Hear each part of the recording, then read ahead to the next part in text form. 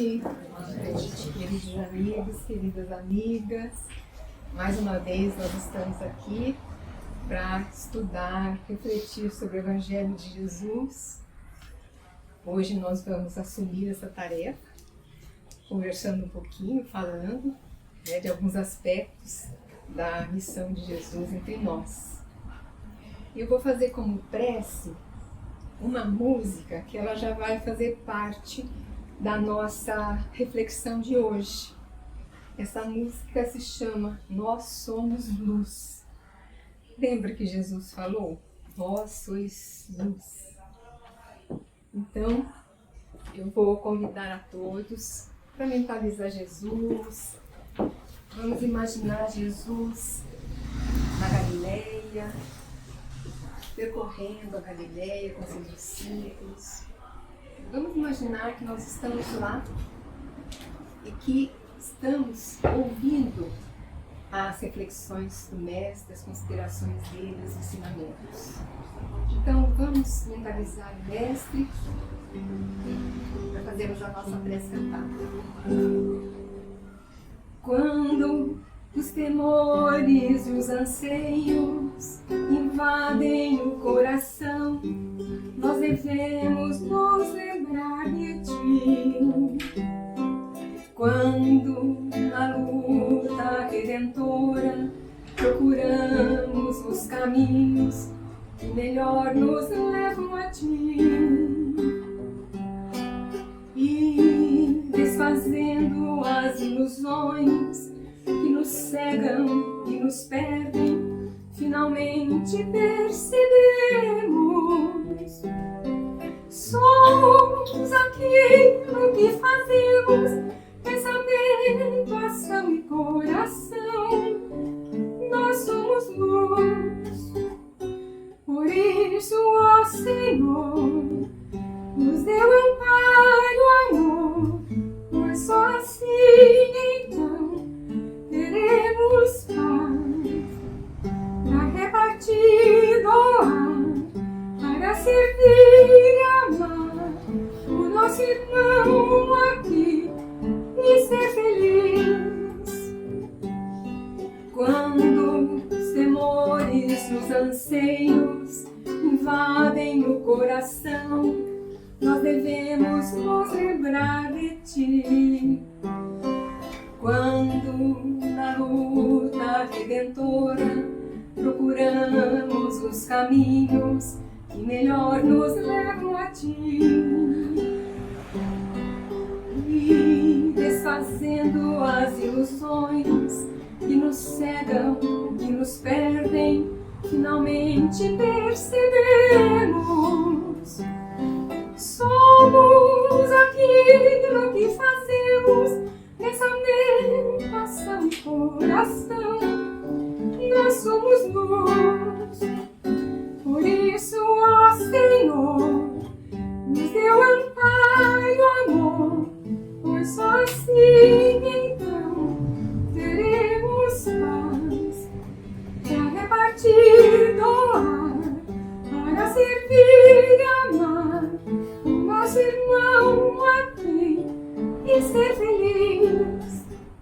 Por isso, ó Senhor, nos deu amparo, amor, pois só assim então teremos paz para repartir, doar, para servir e amar, para construir, enfim, nós somos luz.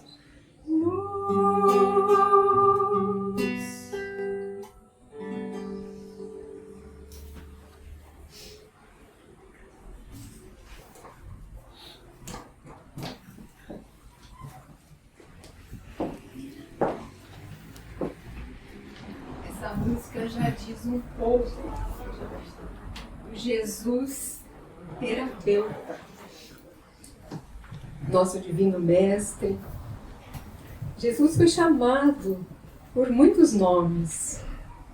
Ele foi chamado Filho de Deus, Filho do Homem, foi chamado de Senhor, de Servo, de Príncipe da Paz, E hoje nós vamos comentar um pouco sobre Jesus, o divino terapeuta. Porque quantas dificuldades nós passamos, como diz a música, para que a gente possa desfazer as ilusões. E é muito difícil nós enxergarmos o nosso interior. Imaginemos um copo que está à nossa frente. Aqui nós estamos enxergando esse copo. Mas à medida que nós vamos aproximando, nós não enxergamos mais. É por isso que Jesus nos convida para que nós, quando nós formos orar nas nossas dificuldades, que nós entremos na nossa casa, a nossa casa interior. Porque aí nós estaremos conectados com Jesus e nós receberemos aquelas influências maravilhosas que os amigos espirituais vão trazer para nós. Jesus, ele já foi considerado também, é considerado por Emmanuel, o governador espiritual da Terra. Então, quando ele permitiu que nós viéssemos morar aqui, nesse planeta, nós assumimos um compromisso com ele, de melhorarmos, de nos transformarmos, para que a gente possa chegar um dia à condição de espírito puro. Jesus tem muita paciência, mas nós precisamos estar atentos, porque à medida que nós vamos entendendo um pouco mais das questões espirituais, nós já nos tornamos responsáveis.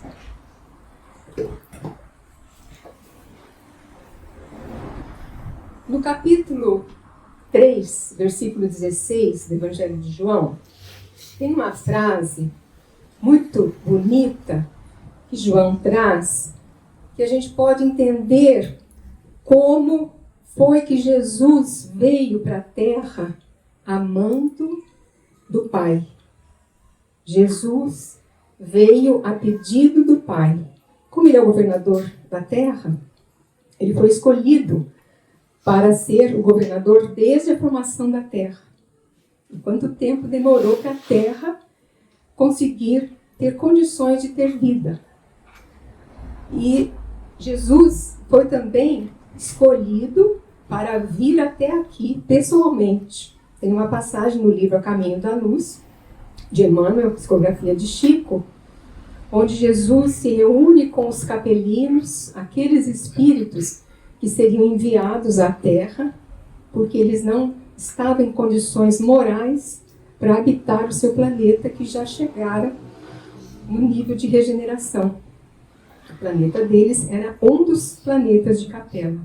E Jesus diz a eles que viria pessoalmente para ajudá-los. Então, João diz: porque Deus amou o mundo de tal maneira que deu seu Filho unigênito, para que todo aquele que crê nele não pereça, mas tenha a vida eterna. Essa palavra unigênito causou discussões entre as igrejas. Então, Jesus, através de algumas religiões, é considerado Deus igual ao Pai. Mas o termo unigênito diz, é aquele que tem comunhão plena com Deus. Então, Deus enviou Jesus, que Jesus, no dizer de André Luiz, tem uma comunhão indescritível com Deus. Ele se tornou co-criador, por ser também esse espírito puro, o espírito crístico. Vida eterna. Muitas pessoas pensam que nós vamos desencarnar, principalmente aqueles que acreditam numa vida única, pensam que nós vamos desencarnar, vamos morrer e vamos ficar na vida eterna, sem fazer nada, sem trabalhar, então usufruindo as bênçãos dessa vida eterna. Mas vida eterna é a vida espiritual feliz, na condição de espírito puro. Então, aquele que crê em Jesus, que estuda o seu Evangelho, que pratica o seu Evangelho, vai chegar a essa condição de poder viver a vida espiritual plena, sem precisar reencarnar. É por isso que nós temos que estar na nossa casa interior, observando tudo que a gente precisa mudar. Nossos defeitos, nossas ilusões. E é constante que nós devemos fazer esse exercício. Algumas frases de Jesus. Vim fazer a vontade de meu Pai. Jesus tinha plena consciência da sua tarefa entre os homens. E não era só para os homens daquela época, mas sim para a humanidade toda. Eu e o Pai somos um, Jesus fala. Tal era a sua conexão com Deus. Eu sou a luz que vim ao mundo para que todo aquele que crê em mim não permaneça em trevas. Mais uma vez, a necessidade de estarmos vigiando o nosso interior para nos transformarmos, para que nós possamos então tirar as sombras do nosso coração. Conhecereis a verdade vos libertará. É o autoconhecimento. É fácil? Não. Nós só conseguimos o autoconhecimento verdadeiro quando nós nos relacionamos com as pessoas. Quando nos relacionamos com as pessoas, nós vamos percebendo a nossa conduta. Se agimos correto ou não. Conhecereis a verdade vos libertará. E também as verdades do Evangelho que nós precisamos conhecer. Estudar, conhecer, para que a gente adquira a luz, que o nosso espírito possa chegar a ficar iluminado como espírito puro. Eu sou o caminho, a verdade e a vida. Nós podemos dizer também, de acordo com Torres Pastorino, do livro Sabedoria do Evangelho, ele muda um pouquinho a frase. Ele diz: eu sou o caminho da verdade e da vida. A verdade, quando nós estaremos com o nosso espírito iluminado. E a vida plena, que nós falamos no plano espiritual. Quem pratica a verdade vem para a luz, a fim de que suas obras sejam manifestas, porque são feitas em Deus. Quanto mais nós vamos aprimorando o nosso espírito, mais nós vamos conseguindo mostrar para as pessoas as nossas condutas boas, os nossos exemplos. E com os nossos exemplos, nós vamos conseguir também auxiliar pessoas para que tenham esse mesmo incentivo de estar buscando a evolução.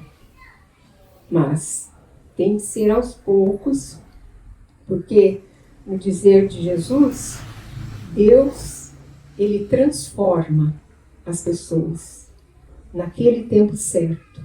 Então, mais uma vez, a nossa responsabilidade.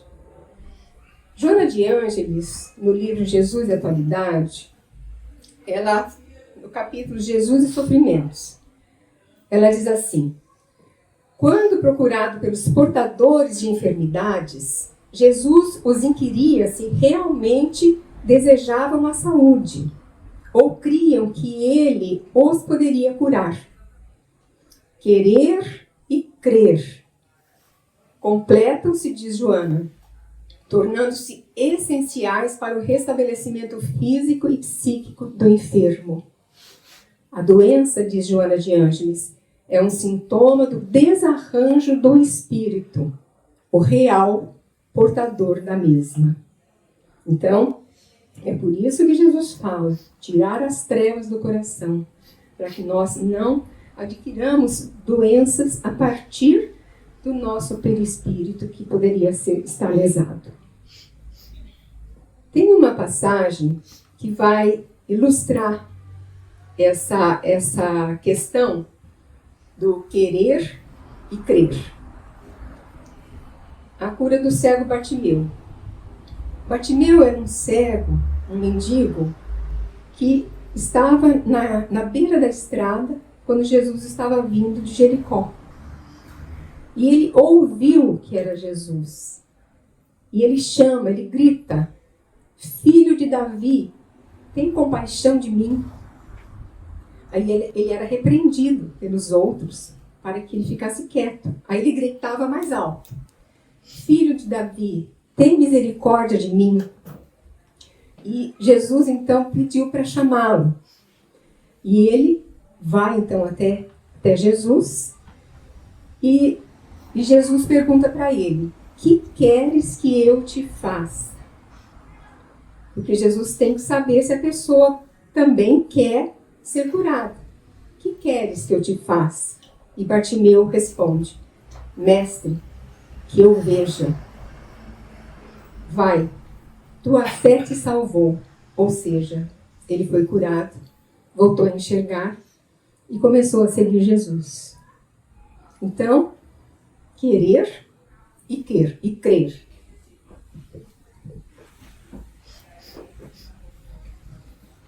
Na questão 614 do Livro dos Espíritos, diz assim: a lei de Deus é a verdadeira para a felicidade do homem.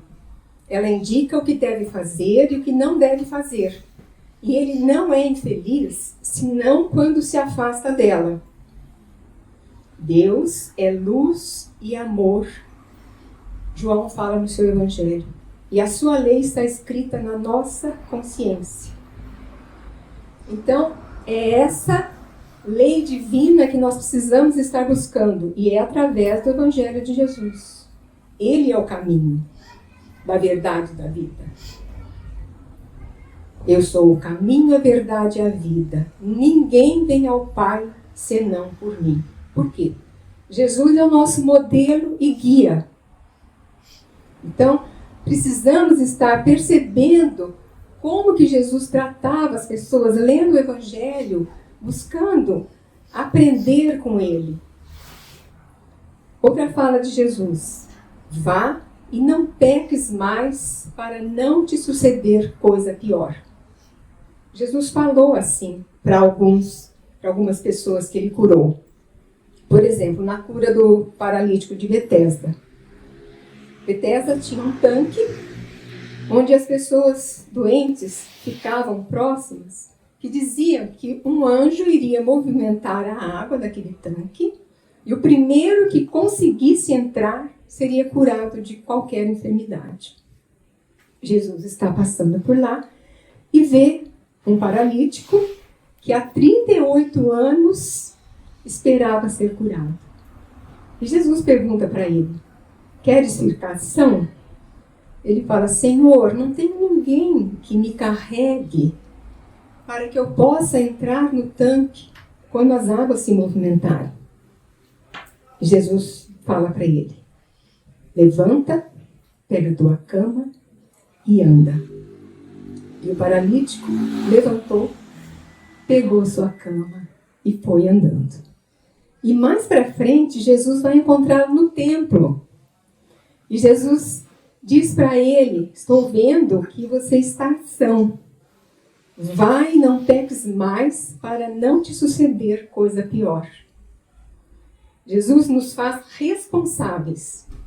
Quando ele fala vá, é para nós deixarmos o passado de lado e procurarmos aquele caminho certo para prosseguirmos. E também, Jesus sabia que muitos daqueles que ele curava voltavam a ter problemas de saúde pelo mau comportamento. Então, Jesus tornava as pessoas responsáveis. Aqueles enfermos chegavam até ele, aqueles sofredores, ele dava uma visão nova da vida, ele ensinava como deveria fazer. Jesus fazia atendimentos fraternos, como nós temos nos centros espíritas, aqui nós temos também o atendimento fraterno. Conversava individualmente também com as pessoas, não só com a multidão, passando seus ensinamentos. Então, a importância do nosso livre-arbítrio, que depende a nossa saúde física e mental. Estarmos atentos às escolhas que fazemos para que nós não prejudiquemos a nossa saúde e para que a gente encontre esse caminho da verdade e da vida que Jesus nos fala.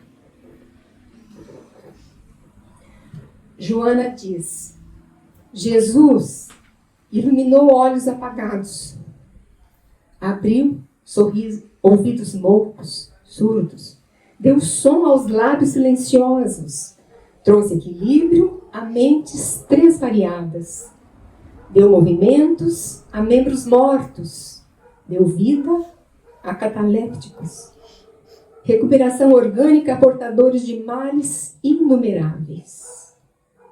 Essa frase de Joana é muito bonita.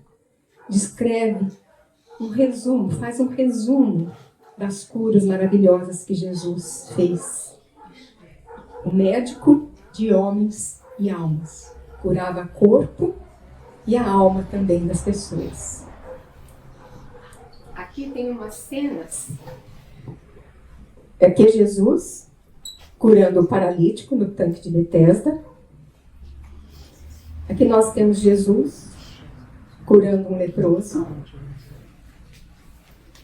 Aqui nós temos Jesus curando um cego. E aqui nós temos Jesus curando a filha de Jairo, que estava catalética. Pensava-se que ela estava morta. E Jesus pega a sua mãozinha, uma menina de 12 anos, Talita, cume, Talita, levanta. E ela volta à vida. Então são cenas, quando nós imaginamos Jesus nessas curas, são cenas muito emocionantes. Que parece que nós estamos lá, junto com ele, sentindo aquele magnetismo de Jesus, observando os movimentos dele, observando o seu olhar, porque Jesus entendia as pessoas. Jesus olhava as pessoas e via a sua alma, via a alma das pessoas. No livro Vinha de Luz, capítulo 157, Emmanuel diz assim: a maioria das moléstias procede da alma, das profundezas da alma. Porque nós estudamos na doutrina espírita que muitas doenças nós já carregamos de outras vidas, porque de alguma forma nós prejudicamos o nosso corpo físico e ficam energias negativas no nosso perispírito. Então, quando reencarnamos, podemos apresentar aquela moléstia, por exemplo, se é uma moléstia do pulmão, se adquirimos, não cuidamos bem do pulmão, fumamos, tem tantas coisas que podem prejudicar o pulmão, então fica aquela energia negativa no pulmão. Aí, na reencarnação, pode a pessoa vir com deficiência no pulmão também, para resgatar, para purificar o seu perispírito. A cura, diz Kardec no livro A Gênese, capítulo 14, item 31. A cura se opera pela substituição de uma molécula malsã por uma molécula sã. Então, uma molécula malsã que está no organismo da pessoa, ela é substituída por uma molécula sã. O poder curador está, pois, em razão da pureza da substância inoculada. Depende ainda da energia da vontade que provoca uma emissão fluídica mais abundante e dá ao fluido uma maior força de penetração no organismo do enfermo. Depende também das intenções que animam aquele que quer curar. O fluido, sendo dado como matéria terapêutica, deve atingir a desordem orgânica para repará-las. Pode ser dirigido sobre o mal pela vontade do curador ou ser atraído pelo desejo ardente, a confiança em uma palavra, a fé do enfermo. Nós podemos nos lembrar de Kardec, num dos livros dele, que ele diz que o perispírito de Jesus foi formado pelas matérias mais quintessenciadas do nosso planeta.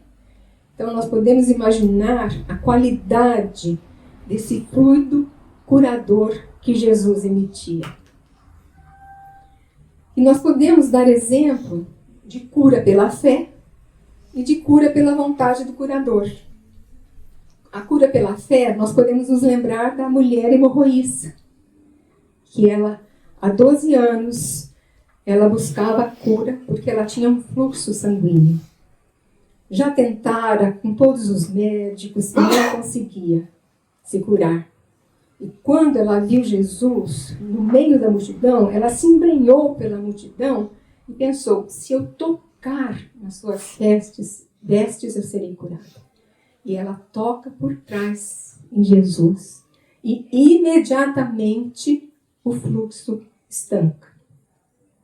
Então, a cura pela fé. Aí Jesus fala, quem me tocou? Senhor, o Senhor está no meio da multidão? Todos estão te tocando. Senti sair de mim uma virtude. Então, no momento que ela toca as vestes de Jesus, o fluido curativo de Jesus vai até ela e ela é curada instantaneamente. Então, esse é um exemplo da cura pela fé. E a cura pela vontade do curador? Era uma vez um leproso que viu Jesus passando, se ajoelhou diante dele e falou, Senhor, se tu quiseres, o Senhor pode me curar. Jesus fala, quero, ser limpo. E na mesma hora, a lepra desapareceu. Então, a vontade também do curador. Ele, com a sua vontade, ele emite aqueles fluidos curativos e a lepra sai daquele corpo doente. Jesus, ele é a personificação do seu evangelho. Por isso ele é o caminho. Seus ensinamentos trazem a luz da verdade ao nosso espírito. Toda a doutrina de Jesus é baseada no amor e na caridade. A caridade é o amor em ação. Isso que nós precisamos estar aprendendo.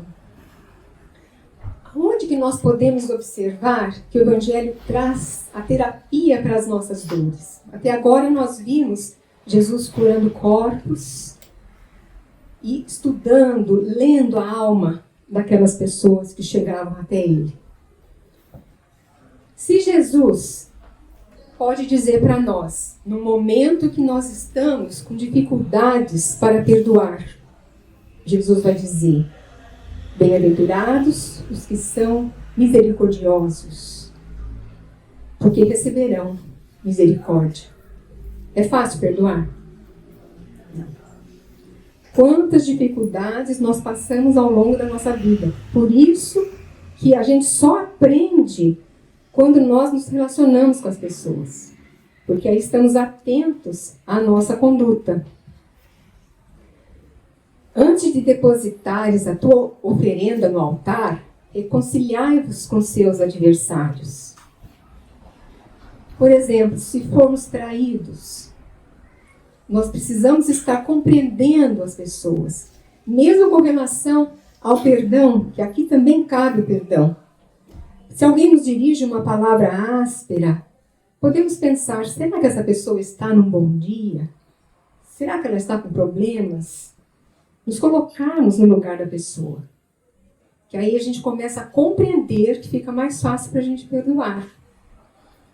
E no caso, quando existe algum tipo de traição, como nós comentamos, um exemplo, também nós precisamos estar buscando a reconciliação, enquanto nós estamos no caminho na nossa existência. Porque no livro também, nas obras de Kardec e nas obras também complementares da doutrina, a gente sabe que pelas leituras de André Luiz, quantas pessoas nos livros, quantos personagens que de alguma forma estabeleceram relacionamentos difíceis e têm adversários, inimigos, e que esses inimigos, depois que desencarnam, passam também a influenciar negativamente a pessoa que continua encarnada. Então, é preciso a gente estar nos reconciliando com as pessoas enquanto nós estamos na nossa existência. Se nós falamos de forma áspera, nossa vez, falamos áspero, colérico com alguém, com violência, Jesus vai dizer para nós: bem-aventurados os mansos, porque herdarão a terra. Então, trabalhar a paciência, trabalhar a tolerância, a compreensão. No nosso dia a dia, nós temos várias situações que fazem com que nós possamos perder a paciência.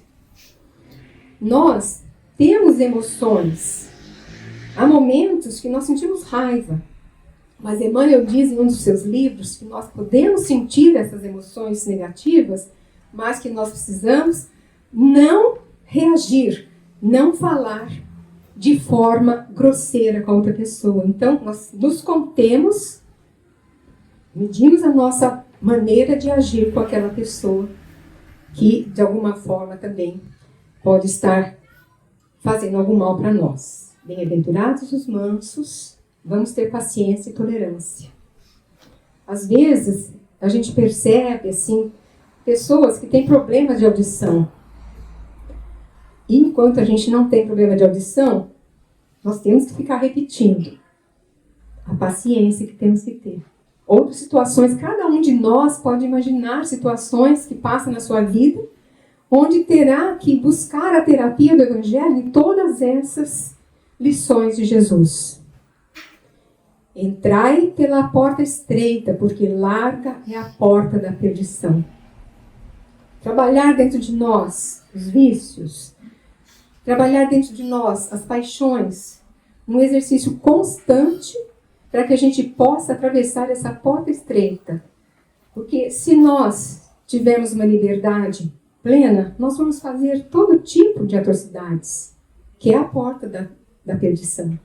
Então, estarmos sempre nos controlando para que a gente haja certo no caminho que Jesus está pedindo para que a gente possa trilhar. Olhai os lírios do campo, não fiam e nem tecem, mas nem Salomão, em toda a sua glória, se vestiu como qualquer um deles. Dá a impressão que nessa fala Jesus está dizendo para que a gente fique passivo, que espere vir alguma coisa para nós, que não busquemos, não precisa, parece que ele está falando assim. Mas não. Jesus está pedindo para nós controlarmos a nossa ansiedade com relação às nossas vidas, às nossas coisas, com relação ao futuro. E Jesus está dizendo para que nós possamos confiar na providência divina. Porque Jesus fala, Deus, o Pai, sabe de tudo o que vocês precisam. Por isso ele diz, buscai primeiro o reino de Deus e sua justiça, e tudo mais lhes serão acrescentados. Nós podemos imaginar, quando nós estamos em paz conosco mesmo, quando nós vamos tentando, então, burilar o nosso espírito, nós vamos sentindo mais felicidade, mais alegria, mais paz, que a gente vai conseguindo controlar as nossas ações más, a gente vai conseguindo controlar os nossos pensamentos, que não são, muitas vezes não são legais. Então, primeiro buscar o estudo e a prática do Evangelho. Podem observar, quanto mais a gente se dedica ao estudo do Evangelho e à prática da caridade, do amor, mais nós vamos tendo condições de verificar na nossa vida o que nós precisamos mudar. Nós vamos tendo mais clareza para saber o que nós precisamos mudar, para que a gente tenha também condições de sobrevivência do lado material também. O Evangelho segundo o Espiritismo é uma leitura que nós devemos fazer sempre. Porque as mensagens contidas, elas explicam os ensinamentos de Jesus. Todos esses ensinamentos maravilhosos, Kardec codificou, Kardec foi estudando, colocando as mensagens pertinentes a cada um dos ensinamentos de Jesus.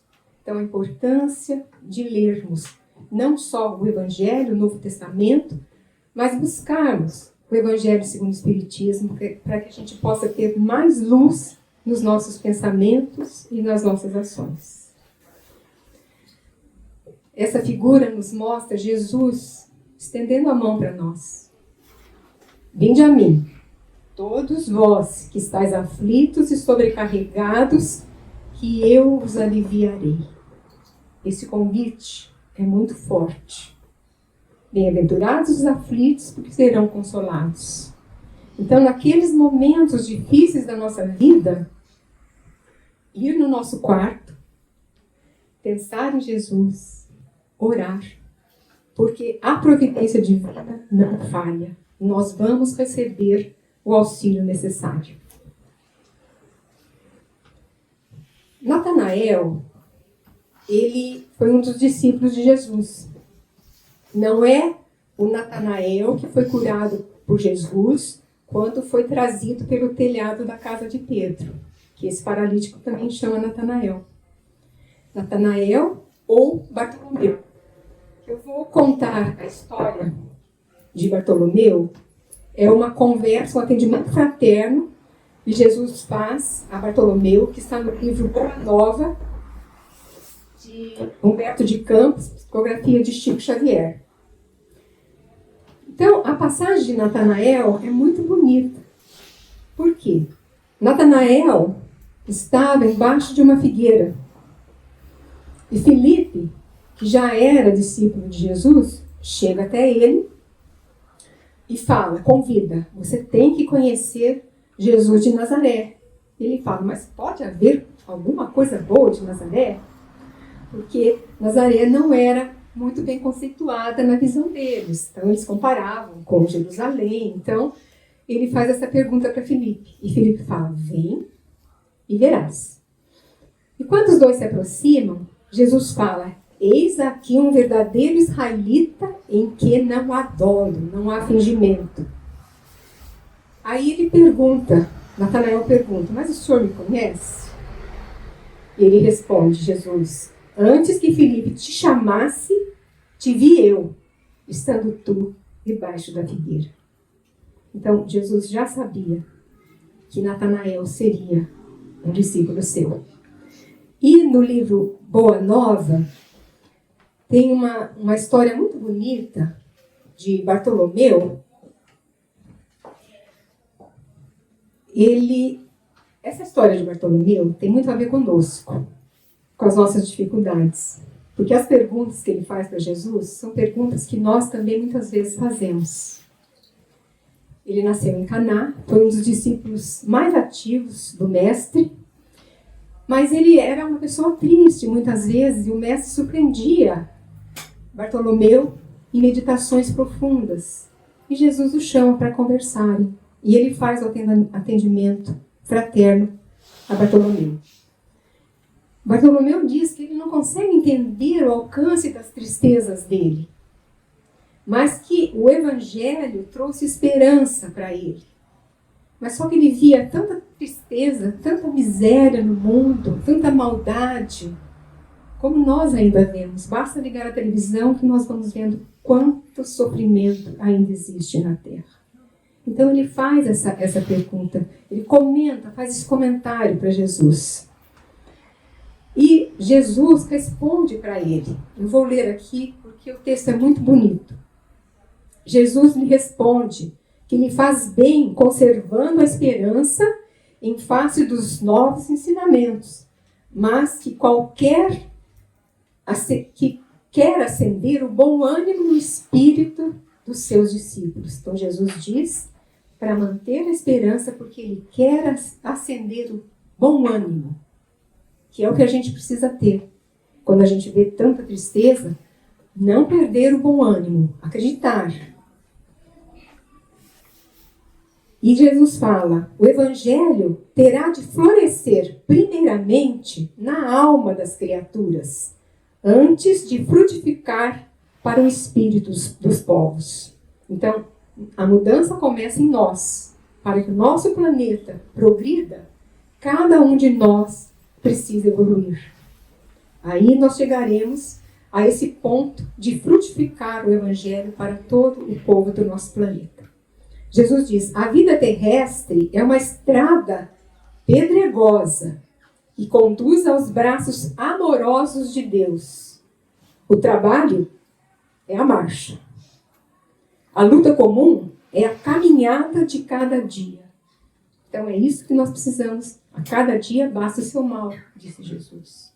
Então, trabalharmos com perseverança, sempre pensando em como melhorar o nosso interior, na caminhada de cada dia. Aí Bartolomeu pergunta para Jesus: Mestre, o Evangelho exige de nós a fortaleza permanente? E eu pergunto para vocês: exige de nós? Nós ainda estamos aprendendo. Nós ainda iremos resvalar muitas vezes, mas nós vamos aprender com esses nossos erros. Aí Jesus responde para ele: a verdade não exige, transforma. É preciso coragem, alegria e esperança nas atividades de cada dia. Jesus responde para ele, respondendo para nós. E quando os negócios do mundo nos são adversos, Bartolomeu pergunta para ele, e quando tudo parece em luta contra nós, quantas dificuldades nós verificamos nas pessoas, nas suas atividades profissionais, a busca por alguma coisa melhor, porque nós vivemos no mundo material, nós precisamos da matéria. E ele faz essa pergunta. E o mestre responde: a iluminação definitiva da alma para Deus se realiza tão somente pela boa vontade do homem. Então precisamos ter boa vontade, ter bom ânimo, acreditar, mas trabalhar. O trabalho é a marcha, como disse Jesus para Bartolomeu. E Jesus diz: não será a adversidade nos negócios do mundo um convite amigo para a criatura semear com mais amor? Um apelo indireto que arranque as ilusões da terra para as verdades do reino de Deus? Então, mesmo diante das dificuldades do mundo, nós precisamos estar refletindo a respeito. O que nós temos que aprender com isso? E ele pergunta ainda: mestre, não é justificável a tristeza quando perdemos um ente amado?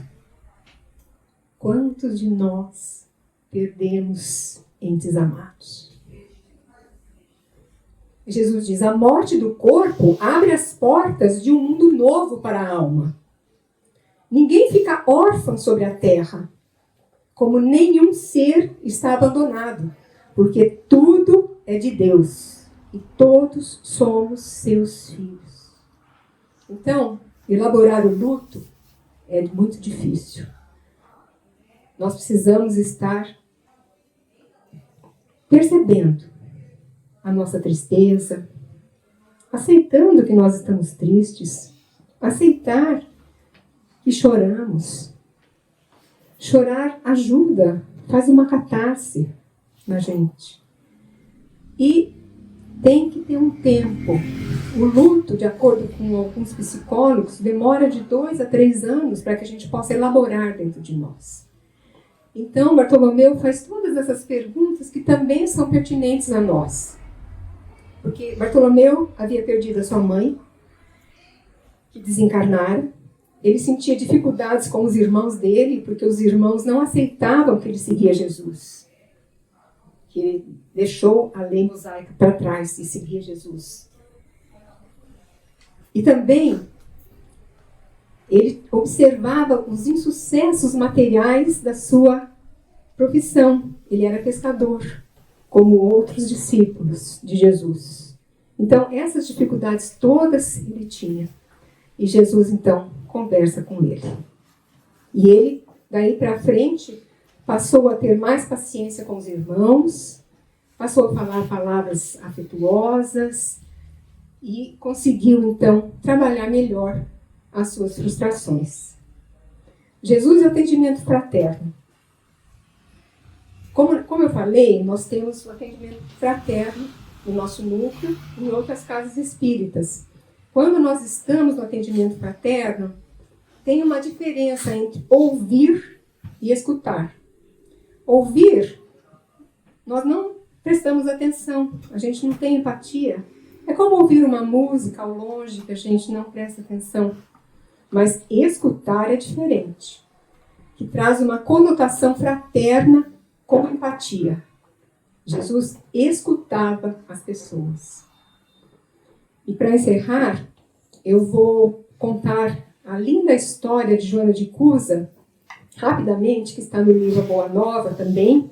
Vale a pena ler esse livro. Cada capítulo desse livro é um atendimento fraterno que Jesus faz. Ele como terapeuta das nossas almas. Joana de Cusa, ela era uma pessoa muito bem colocada na comunidade judaica daquela época. O seu marido era intendente de Herodes Antipas. Ele administrava a casa e os bens de Herodes. Então, ele era um funcionário de alto escalão.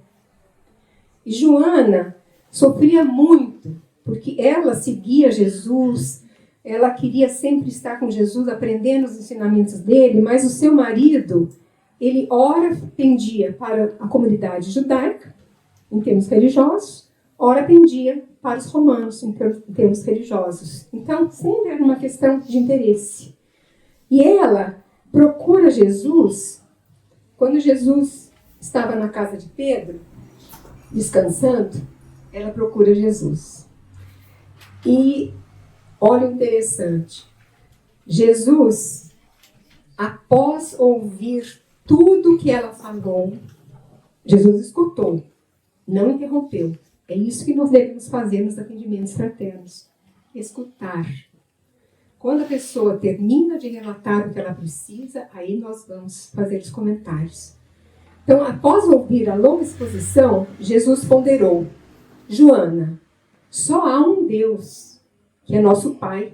Só existe uma fé para as nossas relações com seu amor. Certas manifestações religiosas no mundo muitas vezes não passam de vícios populares nos hábitos exteriores. Todos os templos da terra são de pedra, diz Jesus para ela. Eu venho, em nome de Deus, abrir o templo da fé viva no coração dos homens. Teu esposo não te compreende? A alma sensível compreenderá um dia. Quantas pessoas passam por essas dificuldades? A gente vê muito isso nos atendimentos fraternos, que a pessoa precisa desabafar porque ela quer seguir o Evangelho à luz do Espiritismo e há divergências dentro da casa. E Jesus fala: é leviana e indiferente? Ama-o mesmo assim. Não te acharias ligada a ele se não houvesse para isso razão justa. Servindo-o com amorosa dedicação, estarás cumprindo a vontade de Deus. Falas de teus receios, de tuas dúvidas. Deves, pelo Evangelho, amá-lo ainda mais. Nós vamos percebendo como Joana teria que se transformar nesse aspecto. Os sãos de Jesus não precisam de médico. E ela interrogou uma questão também que nós podemos interrogar. Mestre, não julgais acertado que tente por impor os vossos princípios? Nós queremos convencer aquele que de alguma forma tem divergência conosco dentro da nossa família. Agindo assim, não estarei reformando meu esposo para o céu e para o vosso reino? Jesus responde: a sabedoria celeste não extermina as paixões, transforma-as. O Pai não impõe a reforma a seus filhos, esclarece-os no momento oportuno. O apostolado do Evangelho é o da colaboração com o céu nos grandes princípios de redenção. Sê fiel a Deus, amando teu companheiro do mundo como se fora teu filho. Deus não trava contendas com as suas criaturas e trabalha em silêncio por toda a criação. Vai. Então, nessa palavra vai, é a responsabilidade que ele está dando para Joana. Esforça-te também no silêncio, e quando convocada ao esclarecimento, fala o verbo doce ou enérgico da salvação. Então, vai chegar um momento que nós poderíamos estar conversando com aquelas pessoas que divergem de nós. Segundo as circunstâncias, doce ou enérgico. Volta ao lar e ama o teu companheiro como material divino que o céu colocou em tuas mãos para que talhes uma obra de vida, sabedoria e amor. Vai, filha, ser fiel. E Joana, a partir dessa conversa com Jesus, ela passa a ver o lado bom do seu esposo, ela vai se modificando e ela continua se dedicando ao Evangelho de Jesus com o mesmo amor e buscando, então, um melhor relacionamento com o seu marido. Jesus e o Evangelho no lar, na casa de Pedro. Jesus iniciou o Evangelho do lar na casa de Pedro, pediu permissão para Pedro, porque lá ele também atendia as pessoas. Jesus abria as Escrituras, lia um trecho e abria para o diálogo. E depois que cada um falava, ele dava então as suas considerações, sempre ajudando, sempre esclarecendo, dando o exemplo para todos nós. Jesus de oração. Nas nossas aflições, dores, como a música do início falou, buscar Jesus. Confiar na providência divina, naquele momento que estamos no nosso quarto interior. E nós receberemos ajuda e pedirmos força e coragem para que a gente possa superar as dificuldades todas na nossa caminhada. Que a paz de Jesus nos envolva a todos. Eu vou fazer uma prece. Vamos então imaginar Jesus, nosso divino amigo. Imaginar que estamos no colo de Jesus. Aquele colo amoroso que nos abraça, que nos entende, que olha a nossa alma, que sara as nossas feridas. Aquele Jesus bondoso, o nosso mestre, o nosso amigo maior. Vamos cantar assim. Quem quiser cantar comigo?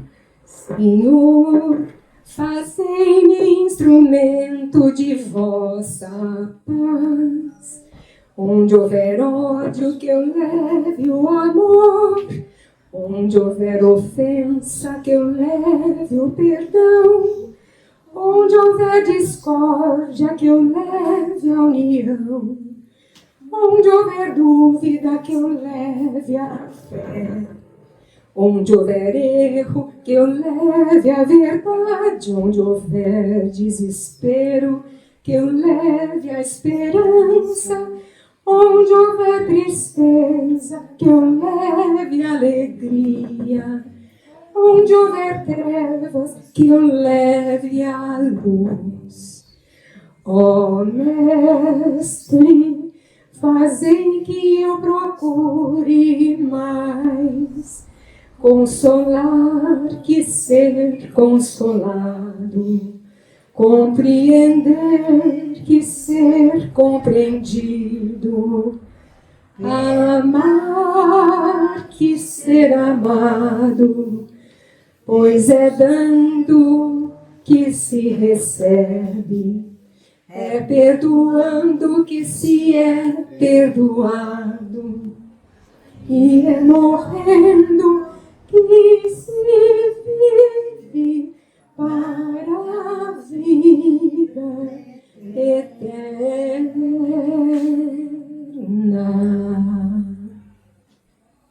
Muita paz a todos.